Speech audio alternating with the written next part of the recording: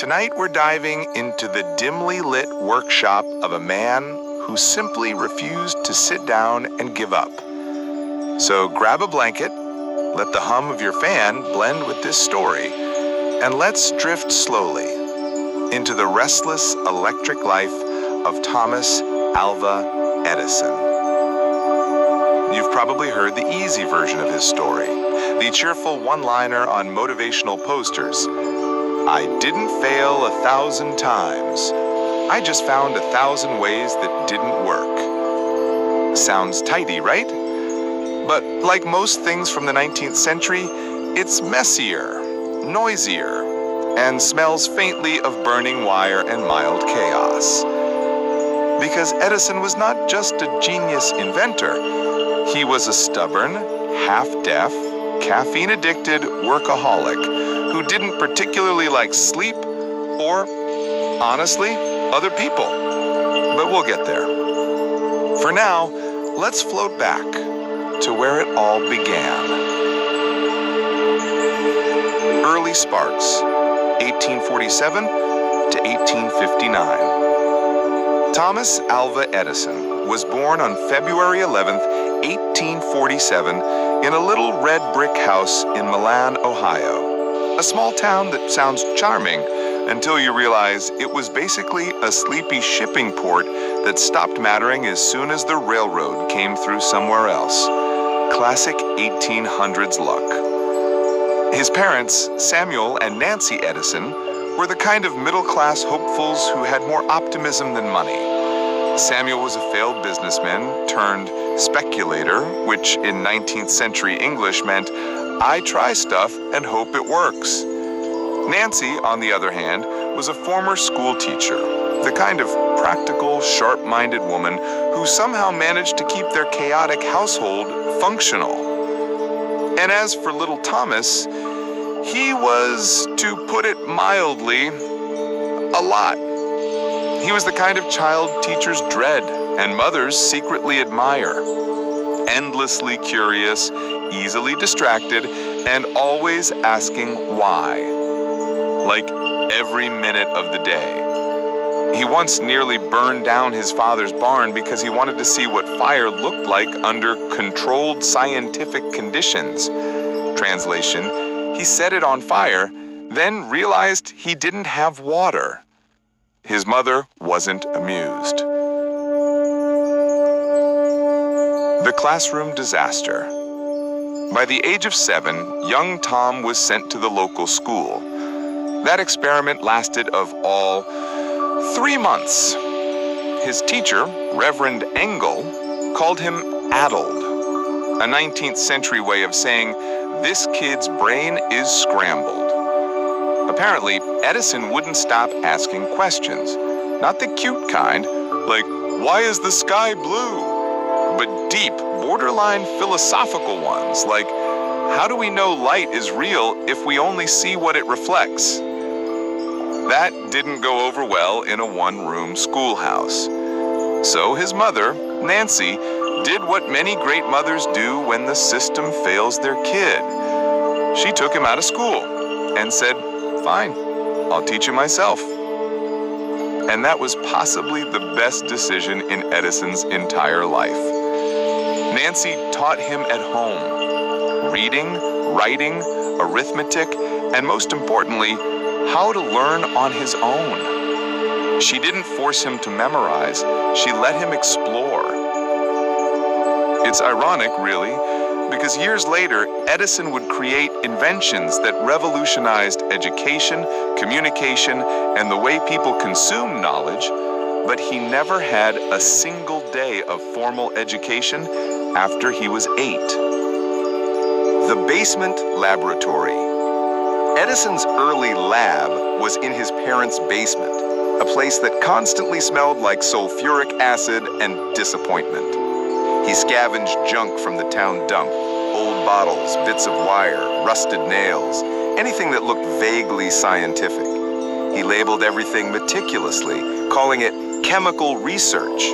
His mother called it that awful smell downstairs.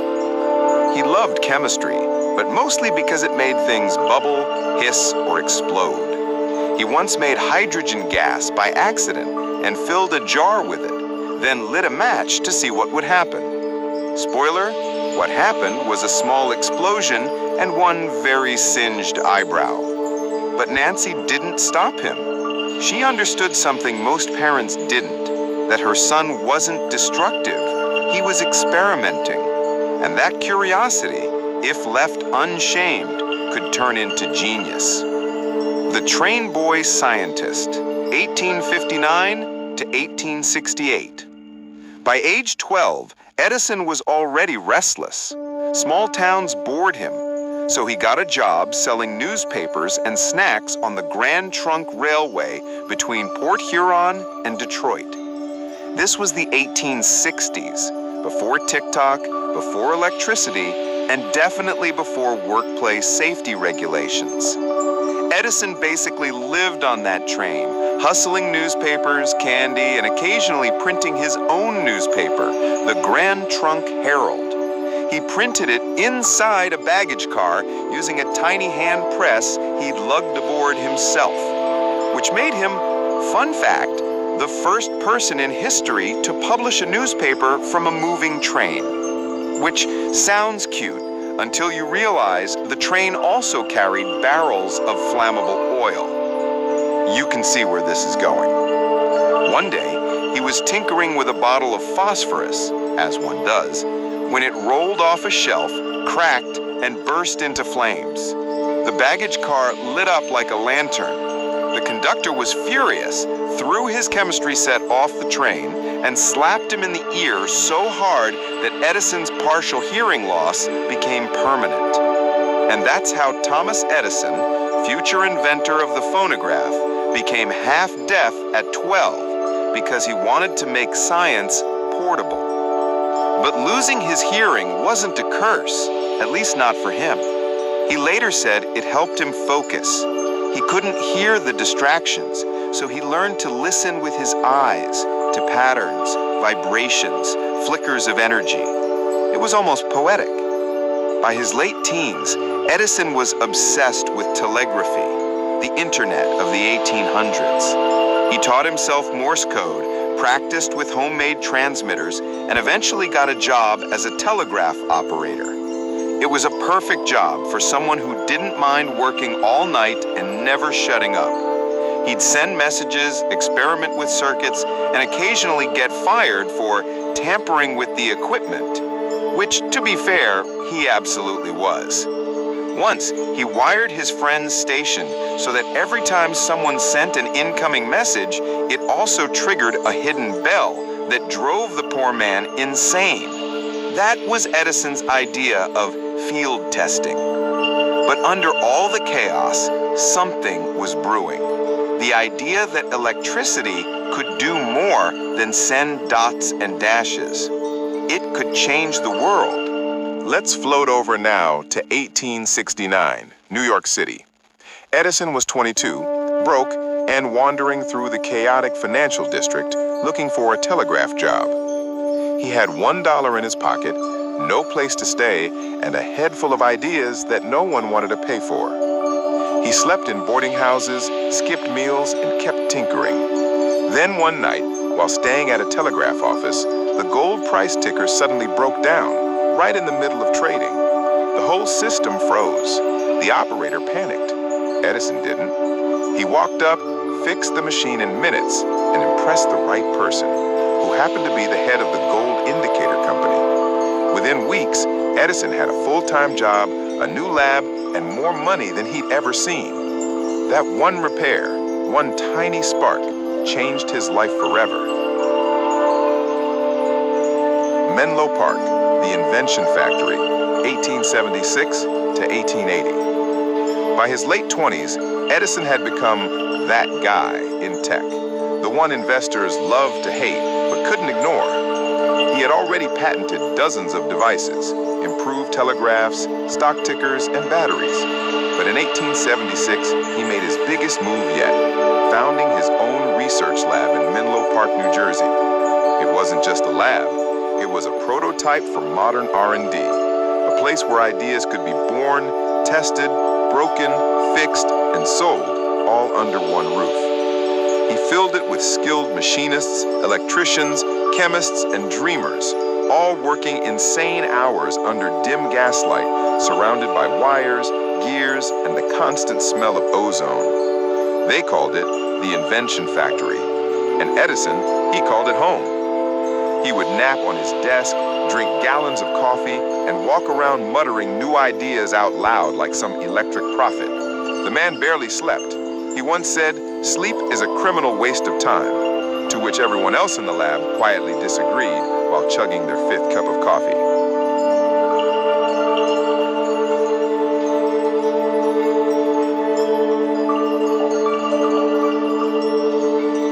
It was at Menlo Park that Edison would create his greatest inventions: the phonograph, the light bulb, and the system that made electricity a household necessity. But before the light came, there was darkness and 1,000 failures waiting in the shadows.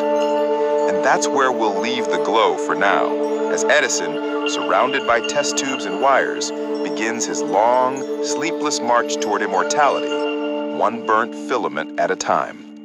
It's the late 1870s now, and Thomas Edison's world runs not on sleep, but on static. Inside that cluttered wooden building in New Jersey, time itself seems to stretch and hum. Assistants shuffle by in wrinkled shirts, muttering about copper wire shortages. There's the faint clatter of glass, the scribble of graphite, and the occasional hiss of something that probably shouldn't be smoking. And in the middle of it all, barefoot, wild-haired, pacing like an electric ghost, is Thomas himself, murmuring calculations to no one in particular, chewing on a pencil, eyes half-glazed from exhaustion. This he called work. Everyone else called it madness. The workaholic symphony. Edison's daily routine made caffeine look like a religion. He'd sleep for maybe 3 or 4 hours a night, if you could call it sleep. Most of the time, he simply collapsed at his desk, napped for 20 minutes, and got right back up. He once bragged, "I never did a day's work in my life. It was all fun," which sounds noble, until you realize his definition of fun involved boiling mercury and burning his eyebrows off. His team, the so-called Edison pioneers, adored him and resented him in equal measure. They worked 16-hour shifts, fueled by black coffee and existential dread.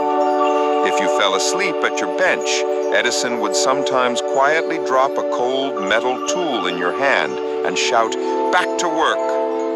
In today's world, we'd call that a toxic workplace. In the 1870s, they called it innovation.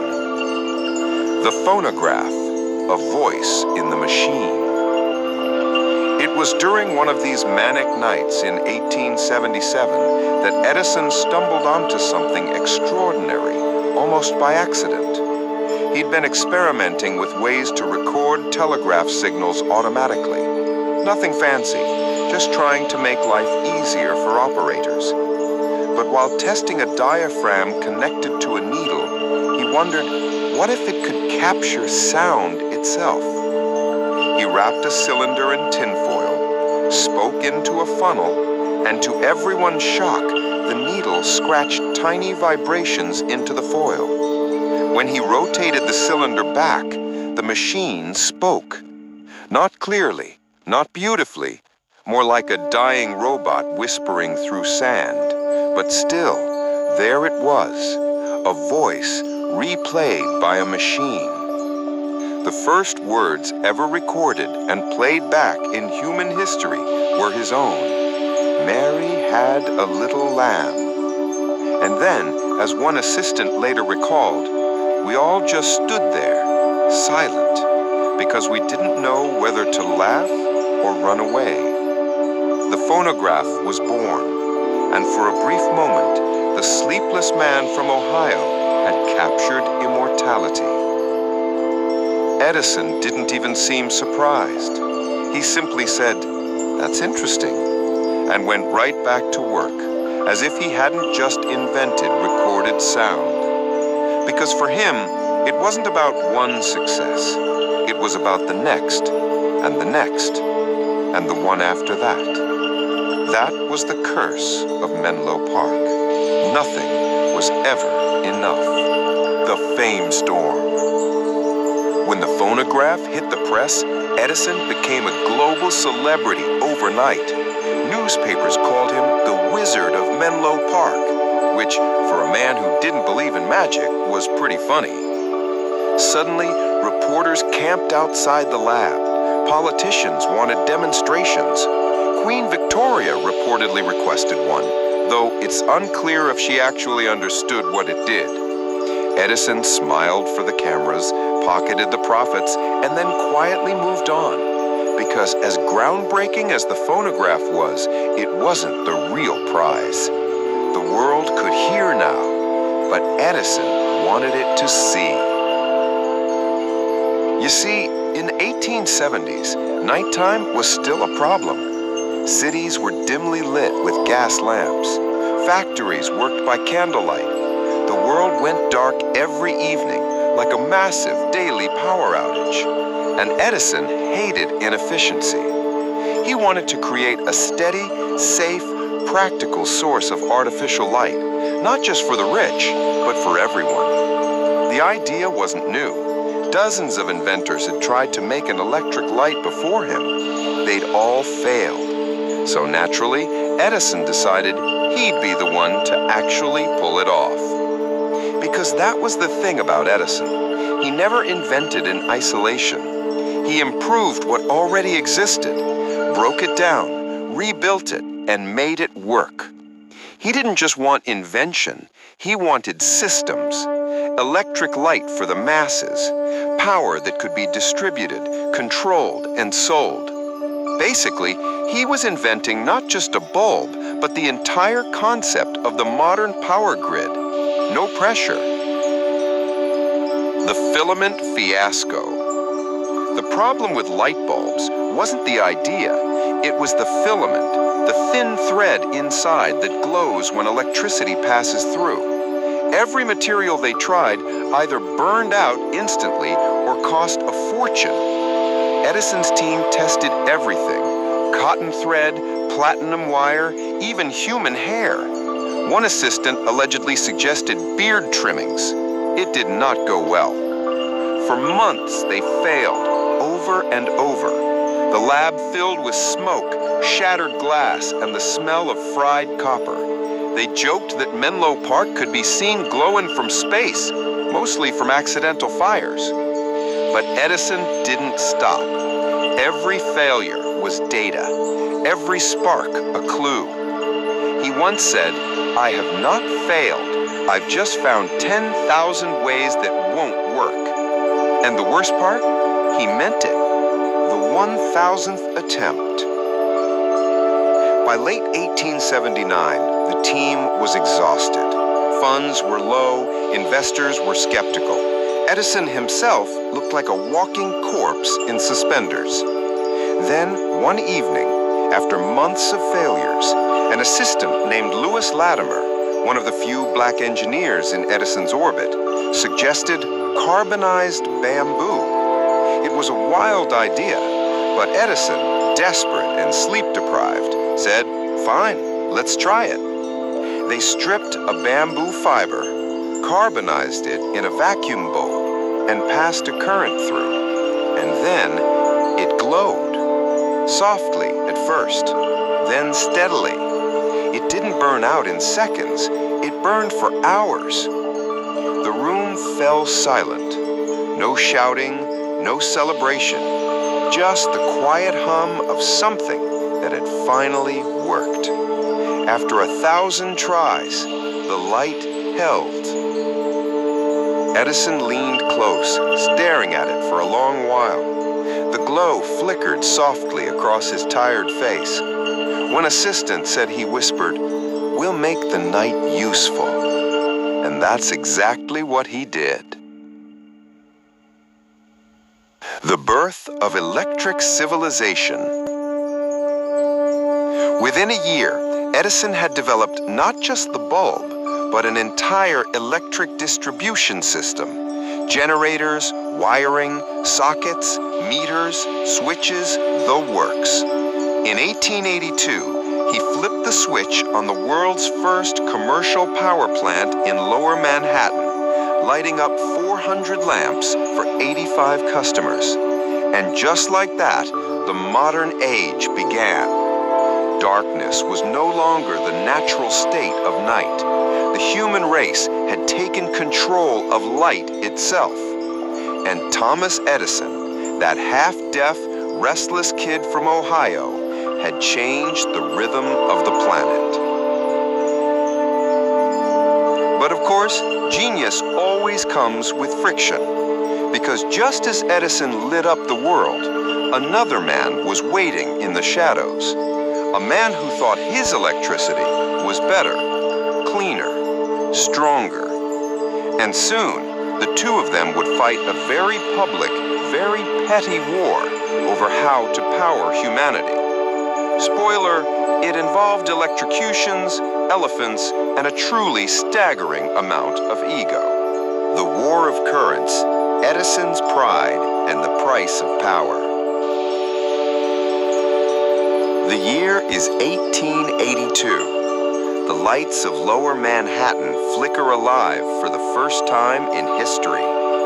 Street lamps glow with the warmth of possibility. Shopkeepers smile in wonder, and people stare up at the bulbs hanging above them as if stars had fallen to earth. Thomas Edison stands in the crowd, hands clasped behind his back, a rare smile cutting through his weary face. He has done it. He has conquered darkness. The night now belongs to man. But somewhere in that electric hum, a shadow stirs. Another dreamer, another genius, watching from a distance, thinking, there's a better way to light the world. Enter the dreamer, Nikola Tesla. Across the ocean, in the Austrian Empire, a tall, thin, raven-eyed engineer named Nikola Tesla was dreaming of invisible waves and spinning magnetic fields. Where Edison saw machines, Tesla saw mathematics. Where Edison built by trial and error, Tesla built from intuition. He didn't test thousands of materials. He simply imagined what would work, running experiments in his head like a mental laboratory. If Edison was the hammer, Tesla was the lightning. He arrived in America in 1884, penniless, clutching a letter of recommendation that read, "My dear Edison, I know two great men, and you are one of them. The other is this young man." Tesla thought he was about to meet a hero. Instead, he met a businessman. When Tesla walked into Edison's lab, he found chaos, wires hanging from ceilings, assistants arguing, and Edison himself barking orders with a grin. Tesla tried to explain his ideas, a revolutionary system that could transmit electricity farther and cheaper by alternating its current, AC.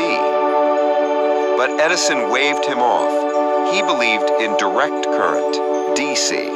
A steady, one-directional flow of electricity that worked well in small areas, but couldn't travel long distances without massive power losses. To Edison, AC was dangerous. To Tesla, DC was inefficient. It was the perfect recipe for a war. In those days, Edison was more than an inventor. He was an institution. He had investors, newspapers, and politicians in his pocket. He was America's golden boy, the symbol of progress. His name sold stock. His signature could build cities.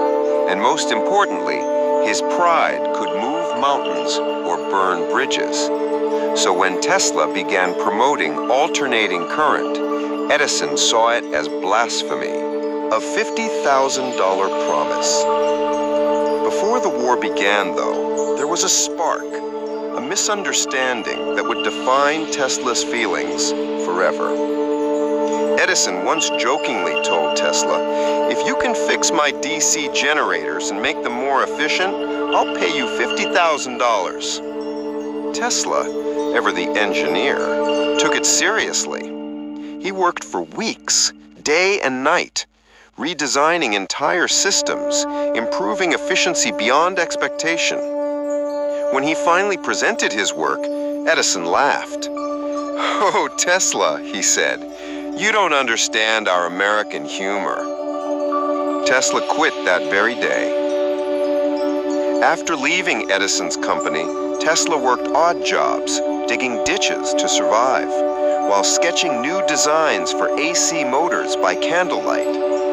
Eventually, industrialist George Westinghouse, a man with money and vision, discovered Tesla's patents and backed him. Together, they launched a direct challenge to Edison's empire. Westinghouse Electric versus Edison Electric. AC versus DC. The war of currents had begun. Edison's smear campaign. Edison could have competed with science. Instead, he chose fear. He launched a brutal propaganda campaign to convince the public that alternating current was deadly. He held public demonstrations where he electrocuted animals, dogs, calves, even horses, to show how dangerous AC could be.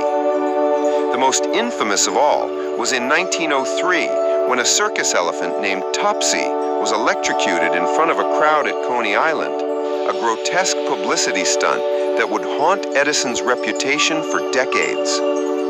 The footage of that act still exists, grainy, flickering, horrifying. And it stands as one of history's darkest intersections of science and cruelty, all for a business war. Tesla stays silent. While Edison was burning his name into headlines, Tesla kept quiet. He refused to retaliate in kind. He believed AC would win on its own merit, and slowly it did. When Westinghouse won the contract to power the 1893 World's Fair in Chicago, the world saw the future for the first time. 500,000 bulbs lit the night sky, soft, white, endless light powered by Tesla's alternating current. The crowd gasped. Children screamed in delight. Newspapers called it the City of Light. And somewhere in the crowd, someone whispered, "Edison's light has gone out." The Niagara Dream. But Tesla's ultimate victory came 2 years later. The Great Niagara Falls, a roaring wall of natural energy, was turned into the world's first hydroelectric power station. And whose system made it possible? Not Edison's DC, Tesla's AC. From that moment on, the future belonged to Tesla. Alternating current became the standard of the world. Edison's empire began to dim. Edison's pride. Of course, Edison didn't disappear. He still had hundreds of patents, factories, inventions, and fame. But something in him hardened. He stopped listening. He began to care less about innovation and more about control. When someone once asked him about Tesla's victory, he reportedly muttered, "He's a dreamer. Dreamers build nothing." But history would prove otherwise. A flicker in the dark. As the century turned, Edison's focus shifted to motion pictures and mining ventures, some successful, many disastrous. His motion picture camera, the kinetoscope, paved the way for Hollywood, but he spent years in court suing rivals over patents instead of pushing boundaries. He became less a wizard more a landlord of ideas. And slowly, the man who once chased light found himself surrounded by shadows of his own making. The human side of the machine. Behind every great man is a story nobody tells. The part where the genius becomes just another aging soul. Edison's hearing grew worse. His first wife, Mary, died young. He remarried, had more children, but his obsession with work never faded. He slept on lab benches, ate from paper plates, and still carried that little spark of arrogance that had driven him since the beginning. Visitors often found him staring at old phonograph cylinders, listening to his own voice from decades earlier. The wizard had trapped time, but not even he could stop it. Meanwhile, Nikola Tesla, the man who had beaten him, was slowly descending into poverty and madness. He lived alone in New York hotels, feeding pigeons, dreaming of wireless energy that could power the entire world. He built towers that no one funded, drew blueprints no one understood, and died in 1943 in a small hotel room surrounded only by his notes. The war of currents had no real winner, only ghosts with calloused hands. The final meeting. There's a story, perhaps a myth, that in the final years of Edison's life, he was asked if he regretted anything. He paused, smiled faintly, and said, "I should have listened to Tesla." We don't know if he really said it, but it feels like something he could have said. Because by then, Edison had seen his own light fade, replaced by the very current he once mocked.